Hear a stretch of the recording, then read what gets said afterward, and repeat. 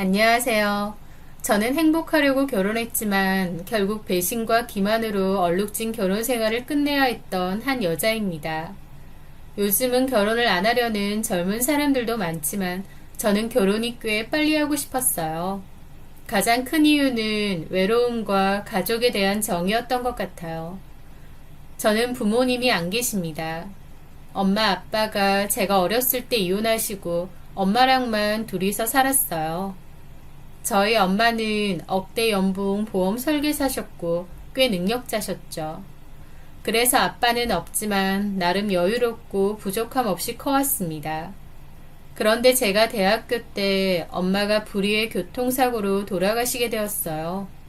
퇴근하면서 타게 된 택시가 큰 교통사고가 나면서 돌아가시게 되었죠.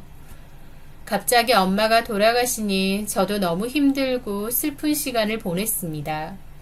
엄마와 함께 지내던 넓은 집은 저 혼자서 쓰게 되었는데 그 집의 적막함과 외로움이 사무치게 싫더라고요. 그래서 한동안은 멀쩡한 집 놔두고 따로 작은 원룸을 하나 구해서 살았던 적도 있어요. 엄마가 없는 그 집이 주는 외로움이 너무 컸거든요. 엄마가 남기고 가신 돈이 많았기에 경제적인 어려움은 크게 없었습니다. 저는 학교를 무사히 졸업했고 제가 그토록 원하던 광고회사에 취업도 하게 되었죠. 엄마가 돌아가지 않으셨다면 내 취업을 얼마나 기뻐하셨을까 싶어서 취업 합격을 알게 된 날 오히려 밤 늦게까지 술을 마시며 울었던 기억이 있습니다. 하여튼 저는 취업과 동시에 살던 원룸은 정리하고 원래의 저희 집에 다시 들어가 살았어요. 엄마의 흔적을 애써 묻어두거나 외면하지 말자 다짐했죠. 그전에는 엄마 옷만 봐도 눈물이 너무 흐르고 엄마 생각이 너무 나서 그 집에 있는 게 힘들었는데 엄마를 위해 오히려 마음을 꿋꿋이 먹고 살기로 했어요. 그래서 집도 잘 치우고 더욱 씩씩하게 살았습니다. 물론 마음을 단단히 먹자고 여러 번 결심했지만 그럼에도 제 마음 한켠에는 깊은 슬픔과 외로움이 남아있었죠. 회사 생활도 바쁘고 나름 취미도 여러 가지를 하면서 정신없이 살았음에도 컴컴한 텅 빈 집에 들어오는 것이 참 싫더라고요. 사람의 온기가 있었으면 했고 그래서 빨리 결혼을 하고 싶기도 했습니다. 결혼해서 가족들이 북적였으면 좋겠다 싶었고 사람 냄새가 났으면 좋겠더라고요. 하지만 결혼을 빨리 하고 싶었던 것에 비해 적극적으로 노력을 하진 않았습니다. 몇 번 남자를 만나고 사귄 적도 있긴 하지만 일도 바쁘고 마음에 꼭 들어맞는 사람도 잘 없었기에 금방 헤어진 적이 많아요. 지금 생각해보면 결혼이 하고 싶거나 남자가 필요했던 게 아니라 그저 가족이 필요했던 것 같습니다. 하여튼 그렇게 지내던 도중 한 선배의 소개로 그 남자를 만나게 되었어요. 성지호라는 이름의 남자였는데 저와는 동갑이고 유명 외국계 금융회사에서 일을 하더라고요. 사진을 보여주는데 인물도 너무 훤칠하고 괜찮은 겁니다. 게다가 유학파 출신이라고 하더라고요. 인물 잘나고 직업도 좋고 뭐 하나 부족함이 없어 보여서 좀 걱정이 되었어요. 하지만 그 선배의 적극적인 추진 덕에 소개팅을 하게 되었습니다. 잘난 사람이라서 본인 잘난 맛에 사는 사람인 건 아닐까 했는데 웬걸 만나보니 성격이 더 괜찮은 사람이었어요.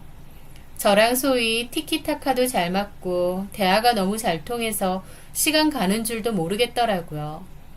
그 남자도 저한테 이렇게 잘 맞고 재밌는 시간을 보낼 줄 몰랐다면서 호감을 표현했습니다. 자연스럽게 다음 약속을 잡게 되었고 또 만나게 되었어요. 그러면서 종종 만나게 되었는데 그 남자 만날 생각을 하니 가슴이 설레고 행복하고 좋더라고요. 아, 내 운명인가 보다. 나는 저 사람이랑 결혼을 하게 될지도 모르겠다. 그런 생각도 막연히 했던 것 같아요. 그렇게 저희는 잘 만나오다가 1년 만에 결혼 약속도 하게 되었습니다. 그리고 자기 집 사정에 대해서도 얘기를 하더라고요. 어머니는 평생 가정주부셨고 아버지는 예전에는 가게를 하셨는데 그게 잘 안 되고 나서 더 이상 일을 안 하신다. 일을 안 하신 지 꽤 되었다라고요. 그러면서 자기가 실질적인 가장이고 부모님의 생활비를 드리고 있는데 결혼하고 나서도 드려야 될 것 같다고 했습니다.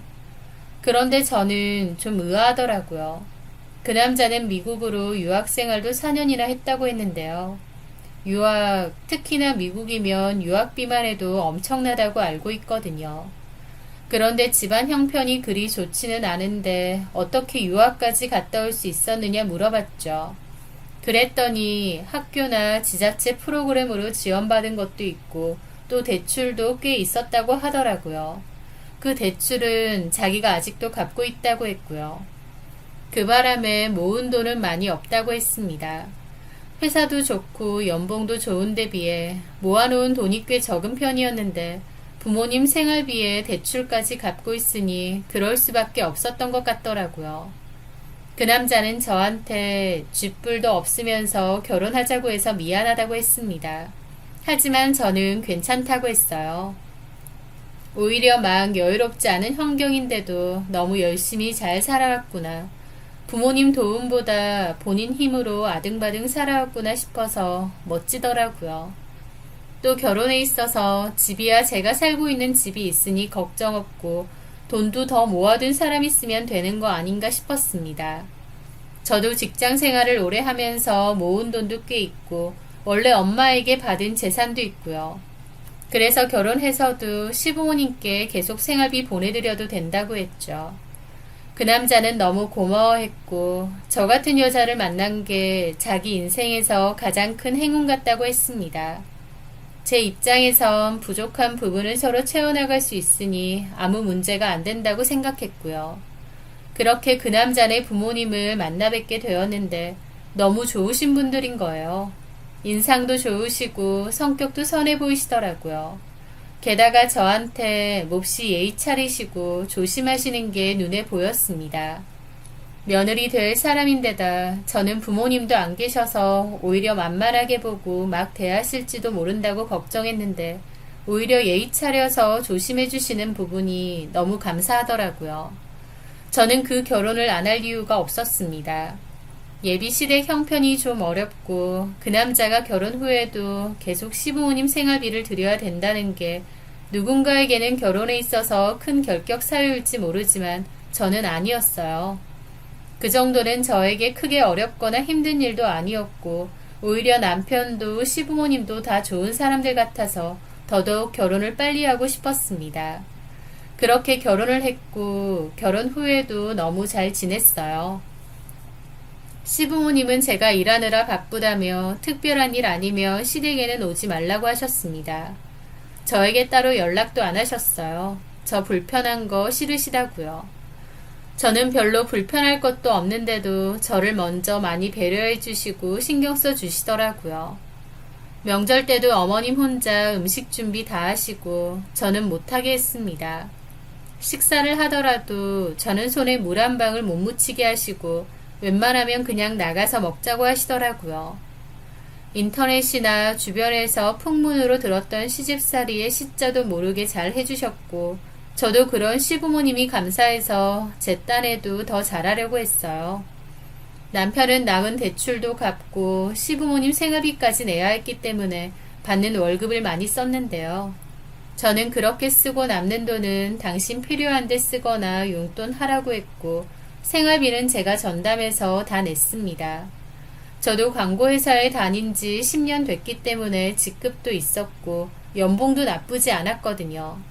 게다가 엄마가 남겨주신 유산도 꽤 됐기 때문에 금전적인 어려움이 없기도 했고요. 그래서 저희 집 생활비는 제가 전반적으로 다 내고 있었습니다. 그럼에도 한 번씩 따로 시부모님 선물을 드리거나 용돈도 드리기도 했어요. 생활비와 별개로요. 시부모님이 쓰시는 오래된 가전을 나서서 바꿔드리기도 했죠. 제가 그런 걸 먼저 챙겨드리면 시부모님은 미안해하시고 고마워하셨죠. 매달 생활비도 받는데 뭐하러 이런 것까지 챙겨주느냐, 저를 볼 면목이 없다고요.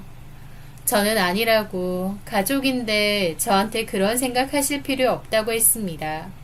시부모님은 우리 지호가 결혼을 참 잘했다며 딱 너 같은 며느리를 얻고 싶었다며 제 칭찬을 침이 마르도록 하셨어요. 남편하고도 잘 지내고 시부모님하고도 사이가 좋고 그렇게 저는 만족도 100%의 행복한 결혼 생활을 하고 있었습니다. 그렇게 결혼 8개월 정도 되었을 때 저는 임신을 하게 되었어요. 남편도 너무 기뻐했고 시부모님은 특히 말도 못하게 기뻐하셨죠. 아들이든 딸이든 다 좋다면서 저한테 고맙다고 하셨어요. 저도 너무 행복하더라고요. 제가 원하는 가족의 모습이 점차 완성되는 것 같았죠. 저는 남편에게 임신 기념 겸 시부모님 모시고 여행을 가는 게 어떻겠느냐 제안을 했습니다. 시부모님도 어디 잘 안 다니시니 적적하실 것 같기도 하고요.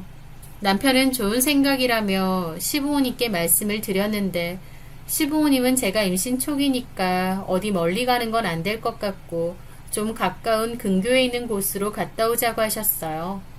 그래서 남편이 2시간 정도 거리의 펜션을 예약하게 되었습니다.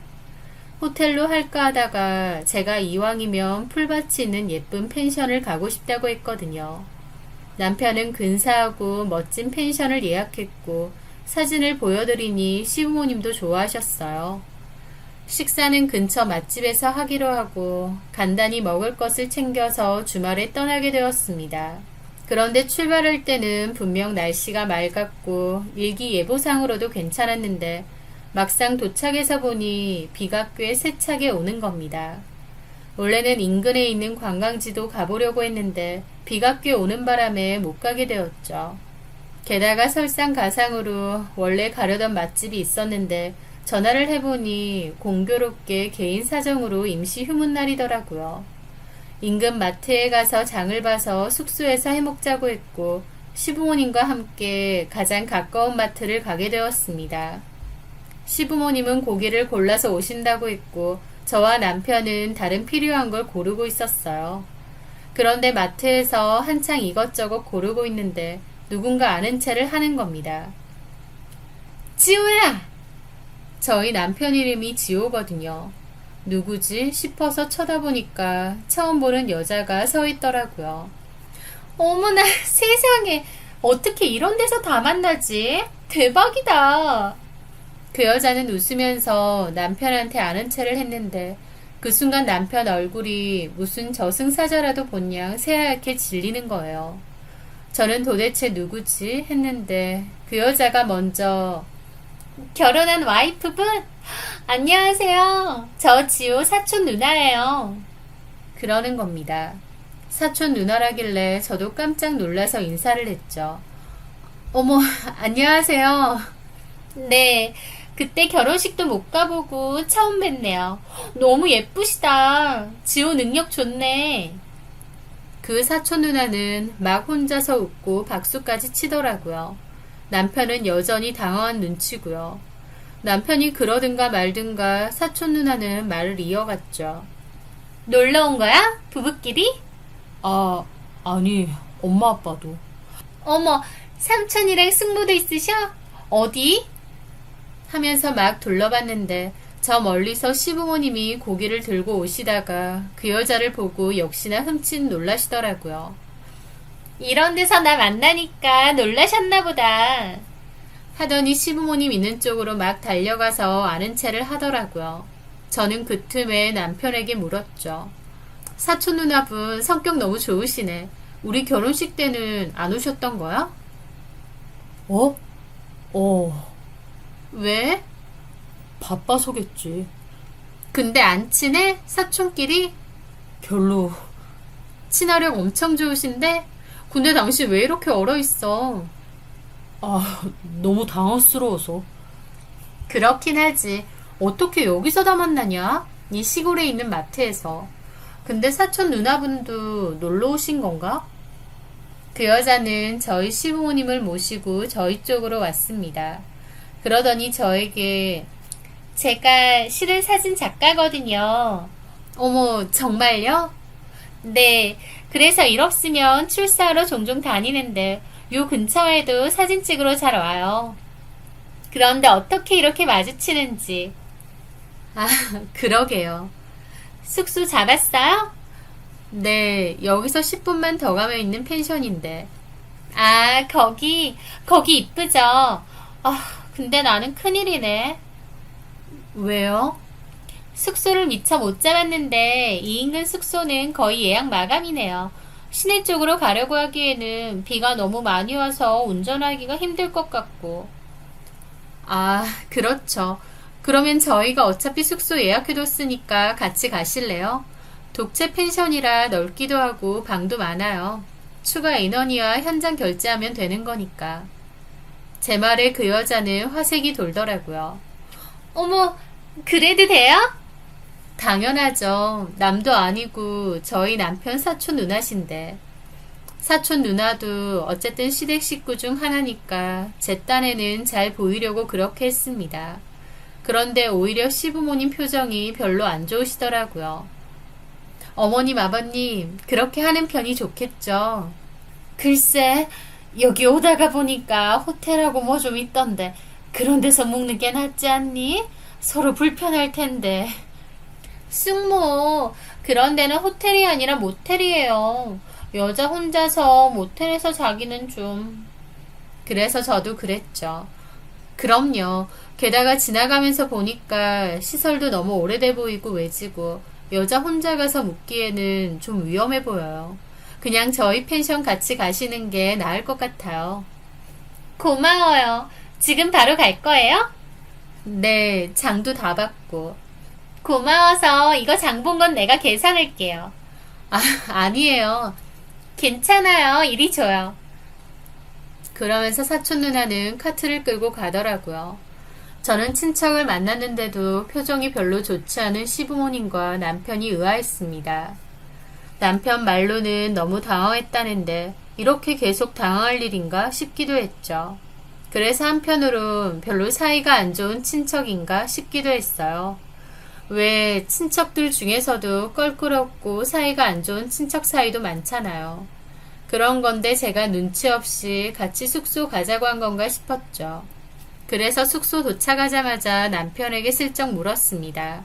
혹시 껄끄러운 친척 사이인데 내가 눈치 없이 데리고 온 거냐고요. 그랬더니 그런 건 아니랍니다. 그냥 자기나 부모님이나 놀라서 그런 것 뿐이라면서요. 어쨌든 펜션 자체가 크고 방도 여러 개라서 그 사촌 누나가 지낼 방도 있었어요. 다행이었죠. 간단하게 씻고 1층 주방에 모여서 식사 준비를 했습니다. 사촌 누나는 저희 어머님께 이것저것 잘 물어보시는데 어머님은 거의 단답으로 대답하시더라고요.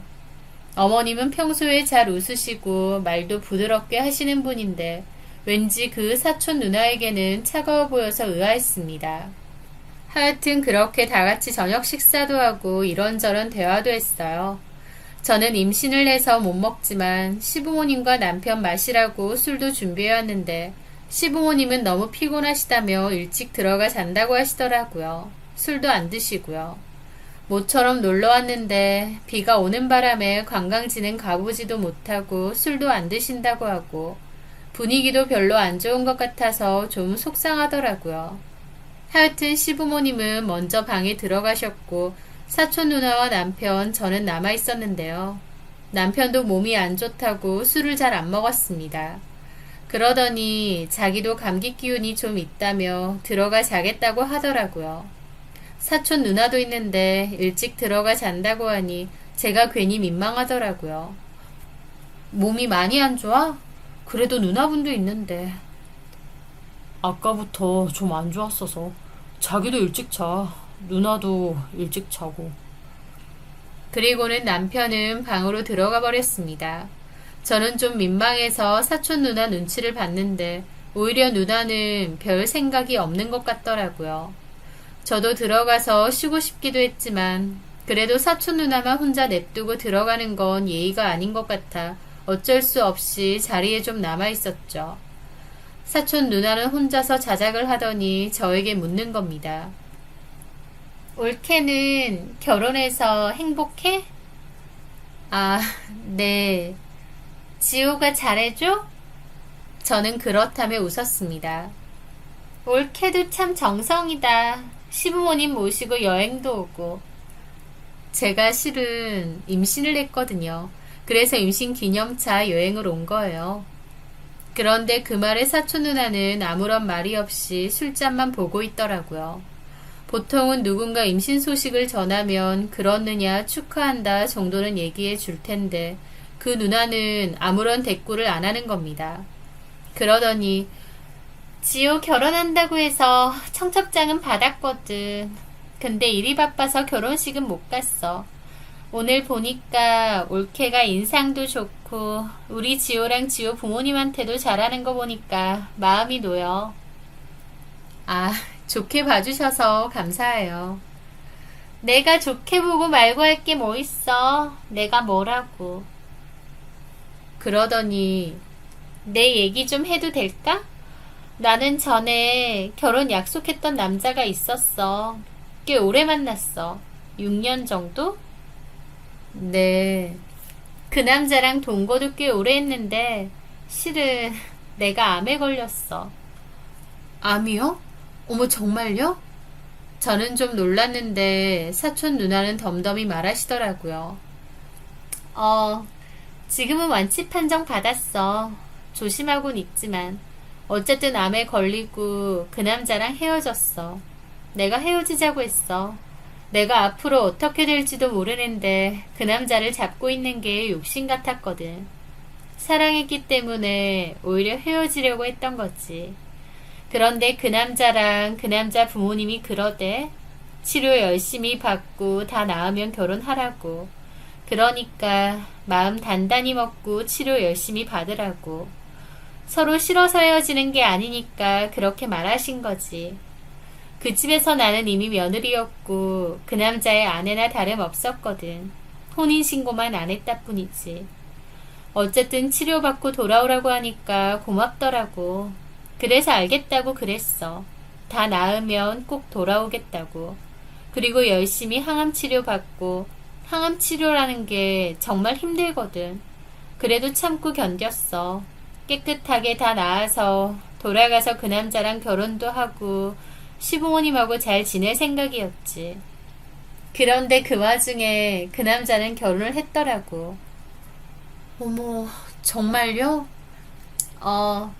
내가 돌아오지 못할 것 같았대. 나으면 돌아오라고 해놓고 그냥 한 말이었던 건지. 내 입장에선 너무 기막히고 억울하지. 내 딴에는 그 남자를 너무 사랑했기에 힘들게 하고 싶지 않아서 헤어진 거였는데 정작 그 인간들은 내가 아프자마자 바로 나를 버리고 갈아탔더라고. 나도 그래서 후회해. 내가 암에 걸렸든 뭐든 헤어지지 말고 그 남자 꽉 붙잡고 있을걸. 왜 착한 병에 걸려서 헤어지자고 했나 싶고. 왜냐면 우리는 단순한 연인 사이가 아니었어. 내가 그 남자에게 물심양면 최선을 다했거든. 내가 돈이든 마음이든 뭐든. 그랬기에 그 인간들이 날 배신하고 모른 척하는 게 너무 슬프고 괴롭고 비참하고.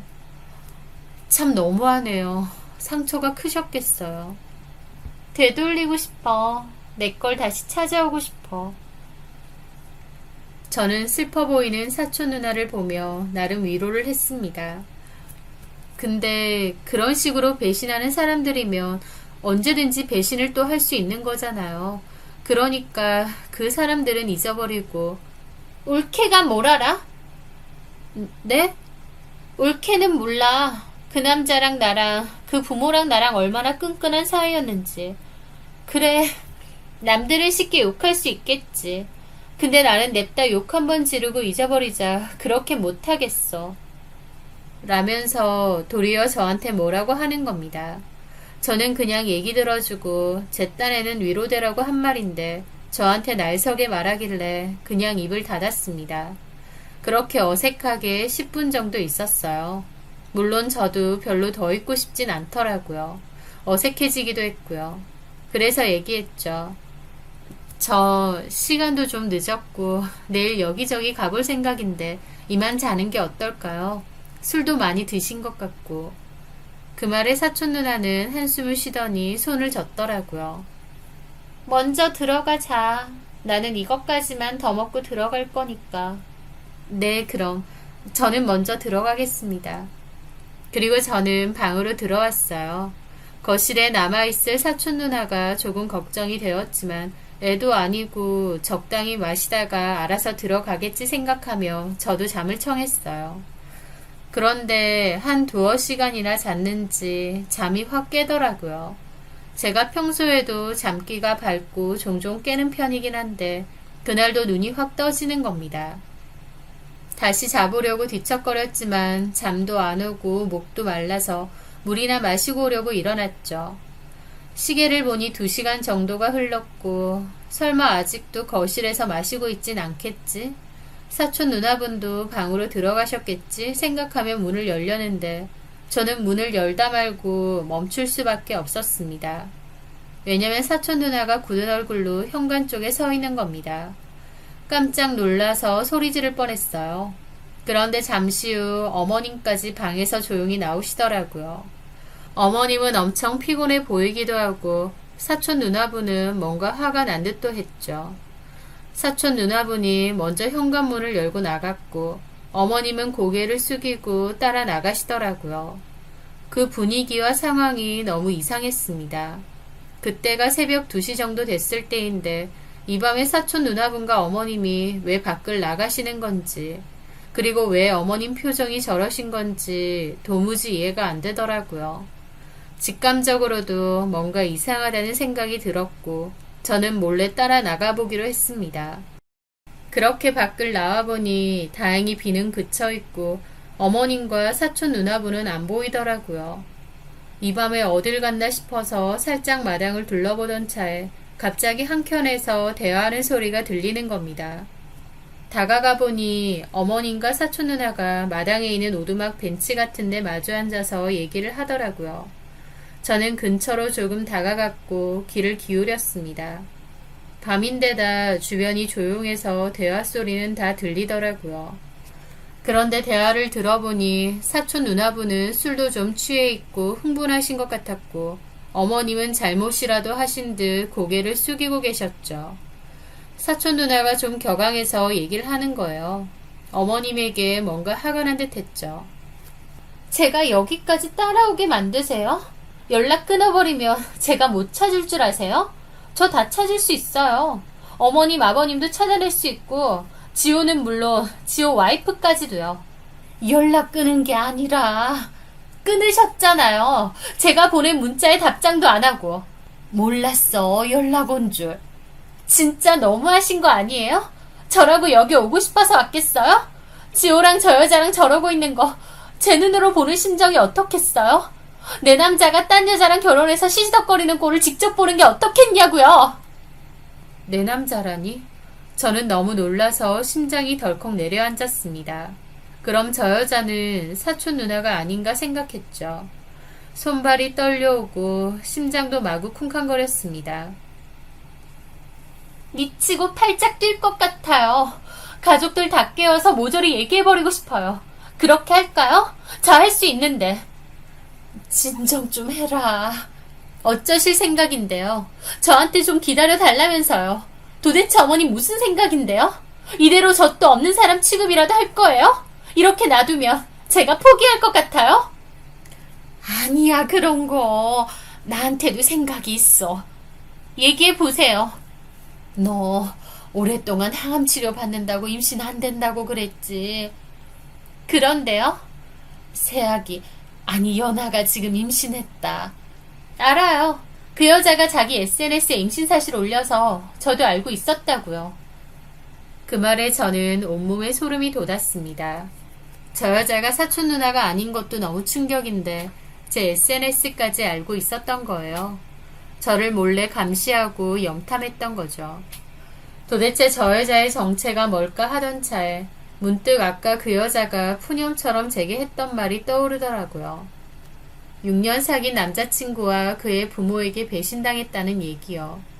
그럼 그 남친이 내 남편이란 말인가? 그 순간 너무 큰 충격으로 배까지 당겨오더라고요. 저는 당장이라도 숙소로 돌아가 쉬고 싶었지만 도대체 무슨 얘기를 더 할까 싶어서 자리를 뜰 수가 없었어요. 애기 낳고 나면 최대한 이혼시키는 쪽으로 노력해보마. 이건 또 뭔 소린가 했습니다. 그 여자랑 이혼시킬 거라고요? 그래, 우리도 노력을 해보마. 대신 그 애는 너랑 지호가 키우면 되잖니. 너네 애도 없는데 그 애를 너네가 키우면 되잖아. 말은 쉽네요.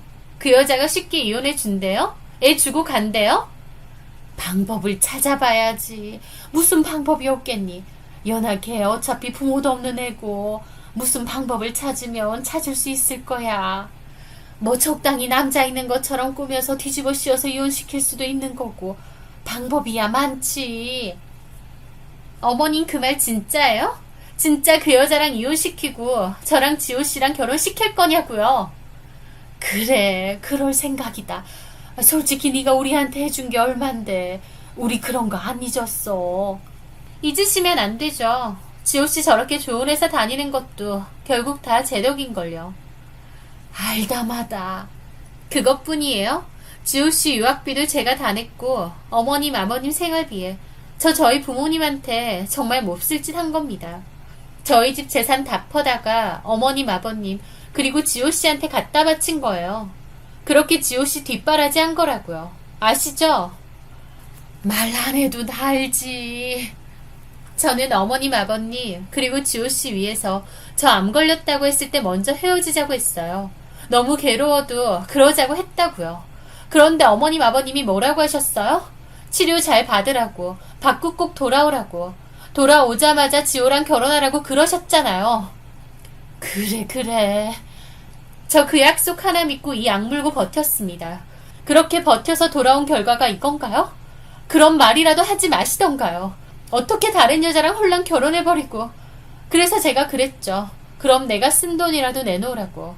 그랬더니 나중에라도 저랑 결혼시키겠다고, 지금 여자랑은 이혼시키겠다고 하셨죠. 저 또 배신하시면 가만 안 있어요. 저 죽다 살아난 사람이에요. 이판사판이고요. 제가 뭘 할지는 저도 모르겠어요. 하여튼 저 여자가 애 낳고 1년 안에 반드시 이혼시키세요. 1년이요. 더 이상은 저도 못 기다려요. 어머님은 고개를 끄덕이셨고 그 여자는 자리에서 일어났습니다. 그 모든 얘기를 들은 저는 충격의 도가니 속에서 빠져나올 수가 없었어요. 다리가 후들후들 떨려왔고 뭘 어떻게 해야 할지 모르겠더라고요. 저는 비틀비틀 거리다가 그대로 바닥에 쓰러졌습니다. 머리가 핑핑 도는 것 같았고 그 후의 기억이 잘 안 나요. 다시 눈을 떠보니 병원이었습니다. 남편과 시부모님이 옆에 있었는데 그 인간들 얼굴만 봐도 구역질이 치밀어 오르더라고요.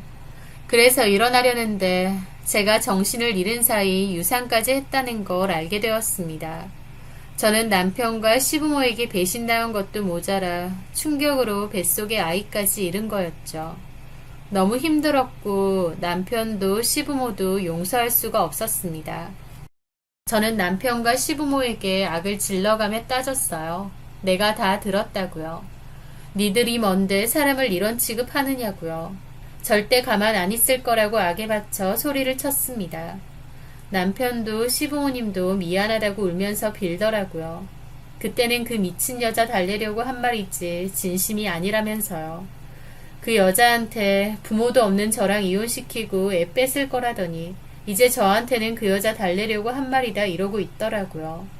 저는 그 와중에 혹시나 싶어 핸드폰 녹음을 몰래 켰습니다. 그리고 남편과 그 시부모가 하는 말을 다 녹음했죠. 연아 너도 다 들었으니 알겠지만 그래 맞다. 사촌 누나 아니고 지호 예전에 사귄 여자애야. 집에 돈이 꽤 많아서 지호 유학비 도와준 것도 맞고 우리한테도 꽤 도움 준 거 맞아. 우리도 그런 게 다 너무 고마웠고 당연히 결혼시키려 했어. 그런데 암에 걸렸다고 헤어지겠다더라. 우리 입장에선 그런다고 어떻게 헤어지라고 하겠니. 치료하고 완치되면 돌아오라고. 그러고 지호랑 결혼하라 그랬어. 그러고 나서 연락이 끊겨서 몰랐어. 치료받다가 어떻게 된 줄 알았어. 그런데 다 잊고 지내려는데 너랑 지호랑 결혼 얘기 오갈 때 다시 연락이 온 거야. 자기 완치됐다고 지호랑 다시 결혼하겠대. 우리 입장에선 날벼락이지. 물론 우리도 책임지지도 못할 그런 말을 한 건 잘못했지만 그때 상태가 꽤 심각하다고도 했고 정말 돌아와서 결혼시켜달라 할 줄은 몰랐다. 결혼시키고 나니까 앞으로 어떻게 할 거냐 그러길래 어쩔 수 없이 달래려고 이혼시키고 너랑 재혼시키겠다 그랬던 거야. 그 후로 수시로 연락하는데 애가 아픈 사이에 사람이 완전 달라진 거야. 예전엔 안 그랬는데 뭔 일이라도 낼 것처럼 눈빛이 변했더라고. 무슨 사이코처럼. 그런 애한테 시달린 나는 오죽하겠니. 그래서 어르고 달래가면서 있었던 건데 아무래도 안 되겠다 싶어서 연락을 끊었더니 어떻게 알고 우리 놀러가는 데까지 이렇게 찾아온 거야. 너한테는 사촌 누나니 뭐니 하면서 우리도 얼마나 소름이었는 줄 알아? 어머님의 말을 듣는데 헛웃음밖에 안 났습니다. 그래서 제가 아이 낳으면 저 이혼시키고 아이 키우라고 하신 거예요? 그냥 달래려고 한 말이라니까. 진심 아니야. 그래 여보, 나 그 여자랑 다시 잘 되고 싶은 생각 없어. 고마운 건 맞지만 이미 헤어졌고 나는 당신밖에 없어. 입 닥쳐. 당신이나 어머님 아버님이나 소름 끼쳐. 여보, 저한테는 또 이렇게 말하고 그 여자한테는 딴소리 하시려고요. 아니다. 나한테 다 생각이 있어. 우리 지호가 내년쯤에 해외지사로 발령 날 계획이 있어. 그때 너랑 해외로 가면 되겠다 싶더라고. 그럼 미경이 걔도 더는 못 따라오지.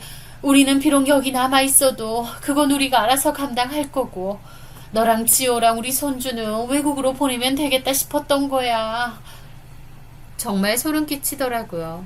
그 여자랑 저 오가면서 끊임없이 거짓말하고 달래는 척 속이고 제가 그토록 좋아했던 시부모님의 진짜 실체를 알게 되니 무서울 지경이었습니다. 그런데 남편 하는 말이 더 가관이었어요. 아니면 이런 방법도 있어. 결국 우리 부모님이랑 내가 미경이한테 받은 돈 때문에 이러지도 저러지도 못하는 거니까 그 돈만 돌려주면 그 여자한테서 벗어날 수 있다고. 그래서 자기가 갖고 있는 재산이 좀 있잖아. 그걸로 그 여자가 우리 부모님한테 준 생활비랑 내 유학비 계산해서 보내주면 더 이상 이렇게 끌려다니지 않아도. 그 말에 저는 실성한 사람처럼 웃음이 마구 나더라고요. 단체로 미쳤어? 나더러 그 돈까지 주라고? 내가 약 먹었니? 나 너랑 헤어질 거야. 근데 내가 왜 너랑 네 부모가 쓴 돈을 갚아줘야 돼? 여보, 그 여자가 미친 여자고 나랑 우리 부모님은 피해자야. 피해자 같은 소리 하네. 내가 보기엔 나하고 그 여자가 피해자야.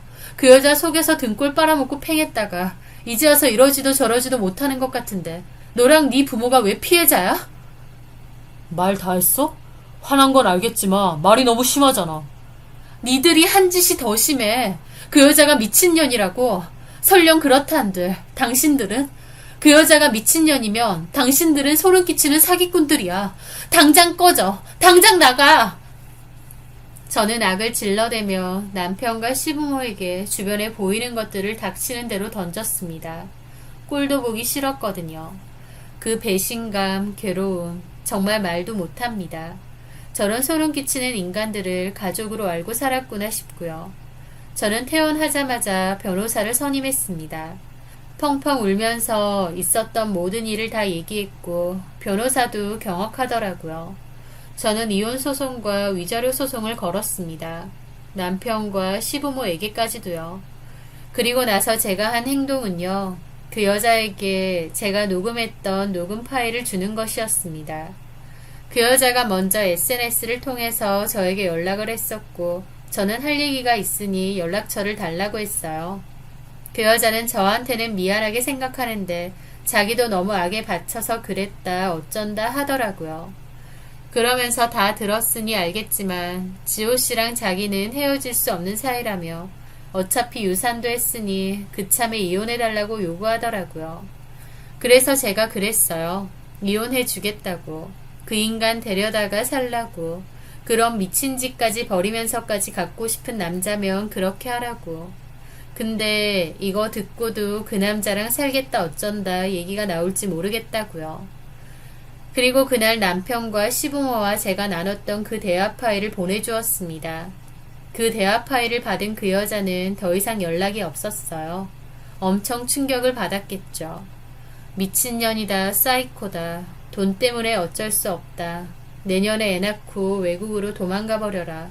그러면 지가 어떻게 찾겠느냐 등등 그 얘기를 들은 그 여자도 제정신이 아니었겠죠. 또다시 배신을 당한 거니까요. 저는 남편과 전 시부모가 너무 지긋지긋해서 하루라도 빨리 소송 끝내고 인연 끊고 싶은 마음뿐이었습니다. 열받아도 그냥 조용히 끝내고 싶었죠. 그런데 저와 달리 그 여자는 제가 보내준 녹음을 듣고 횟가닥 돈 것 같더라고요. 그 여자는 남편 회사에 찾아간다고 했습니다. 그리고 자기가 성지호와 성지호 부모에게 당했던 일, 썼던 돈 내역까지 다 써서 회사에 뿌렸다고 했어요. 그리고 자기는 또다시 배신 당했다면서 남편 앞에서 커터칼로 중내만에 소란까지 벌였답니다. 당연히 남편의 회사는 통째로 뒤집어졌죠. 게다가 그 여자가 커터칼로 난동을 피우다가 본인 손까지 그어서 피까지 나고 아수라장이었다고 했습니다. 결국 경찰에 구급차까지 왔다고 했어요. 그것뿐인가요? 그 여자는 남편의 회사 홈페이지에도 지속적으로 남편과 그의 부모가 한 짓에 대해서 올렸습니다. 남편은 그 여자를 고소하겠다고 했지만 그 여자는 얼마든지 고소당하겠다며 분풀이를 제대로 한 모양이더라고요. 결국 남편은 엄청난 소문에 시달리다가 회사를 그만뒀다고 했습니다. 맨정신으로 다닐 수가 없었겠죠.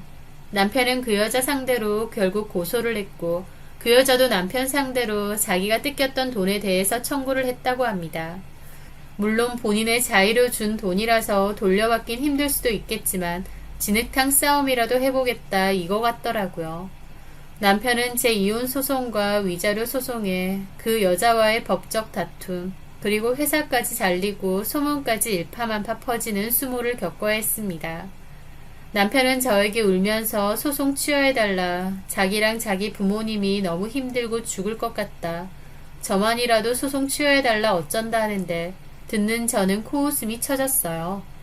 남편과 시부모의 행동이 끝까지 이해가 안 되더라고요. 100번 양보해서 그 여자가 돌아올 줄 몰랐던 틈에 저랑 결혼했을 수도 있습니다. 그러면 최소한 본인들이 쓴 그 여자 돈은 돌려줬어야 되는 거 아닌가요? 그렇게 하는 편이 그 여자한테도 마지막 예의는 다하는 거고 깔끔한 편이었으니까요. 돈이 없으면 대출을 하든 뭘 하든 도움 받았던 돈은 돌려줬어야 그 마무리가 됐을 겁니다. 그런데 필요할 때 돈이란 돈은 다 받아 쓰고 이제 와서 모른 척하니 그 여자도 미치고 팔짝 뛰는 게 당연한 거 아닌가요? 저는 그 여자도 심정적으로는 이해가 됩니다. 시부모와 남편 하는 짓을 보니 안 미치는 게 더 용하겠더라고요. 게다가 그 여자 앞에서는 달래가며 제 애 뺏고 이혼시킬 거라고 부모도 없어서 이혼시키기 쉬울 거라고 저에 대해서 그런 식으로 말하고 제 앞에서는 그 여자 미친년이고 사이코라면서 몰래 도망가라 그러고 그 여자랑 저 오가면서 상황을 덮으려고만 했던 거잖아요. 본인들 한 짓이 있는데 억울하고 힘들다고 호소할 것도 없더군요. 남편도 시부모도 소송에 시달리고 힘들어서 곡소리가 난다고 하던데 저는 본인들이 다 감당해야 될 일이고 오히려 저와 그 여자에게 진심으로 사과를 해야 될 일이라고 생각합니다. 저야말로 남편 믿고 결혼했는데 이런 일에 휘말리게 되었으니까요. 하지만 본인들이 저지른 짓은 생각도 못하고 그저 그 여자와 저만 욕하고 본인들은 피해자라 생각하는 그 사람들은 끝까지 답도 없는 것 같습니다. 이제 거의 재판 마무리 단계이고 별다른 문제가 없다면 제 승소로 끝이 날 거예요. 하루라도 빨리 재판이 다 끝났으면 합니다. 나는 따뜻한 가정을 원했을 뿐인데 왜 나한테 이런 일이 생겼나 싶기도 했어요. 하지만 예전에 엄마가 돌아가신 일에 비하면 이런 건 아무것도 아니다 싶습니다. 하늘이 무너질 만한 일도 아니고 그냥 훌훌 털어버리면 그만이라는 생각이 들어요. 그래서 저는 훌훌 털어버리려 합니다. 어차피 그 여자가 머리 풀고 칼춤 추고 있으니 복수도 해주고 있는 것 같고요. 사람 진심을 함부로 이용하는 사람들은 본인들도 큰 코 다친다는 것을 언젠가 깨닫길 바랍니다. 그리고 앞으로는 제 외로움을 다른 사람을 통해서 달래지 않을 겁니다. 저도 좀 힘들긴 하지만 그래도 꿋꿋하게 잘 이겨낼 거예요. 거짓된 가족보다는 외로운 저 혼자가 더 나을 테니까요. 제 사연 들어주셔서 감사합니다.